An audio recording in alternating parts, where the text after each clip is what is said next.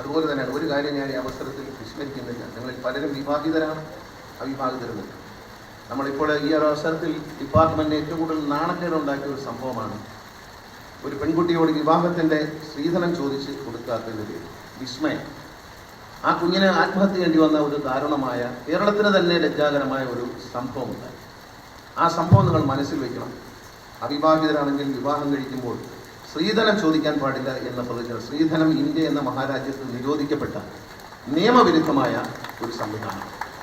നിങ്ങളൊരു പെൺകുട്ടിക്ക്, നല്ലൊരു പെൺകുട്ടിക്ക്, ഇഷ്ടപ്പെട്ട ഒരു പെൺകുട്ടിക്ക് ഒരു ജീവിതം നൽകുക എന്നുള്ളതാണ് പദ്ധതി. പെണ്ണിനെ വില വയ്ക്കുന്നവരായി, സ്ത്രീക്ക്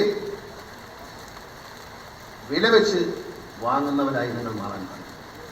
നിങ്ങൾ കുറച്ച് പൈസയും തന്ന് ഒരു പെൺകുട്ടിയെ ഏൽപ്പിച്ചാൽ, ഞാൻ ഒരാൾക്ക് കുറച്ച് പൈസയും കൊടുത്ത് ഒരു പശുവിനെ വാങ്ങിച്ചു കൊടുക്കുന്ന പോലെ ഒരു ജീവിയായി സ്ത്രീയെ കാണാൻ പാടില്ല.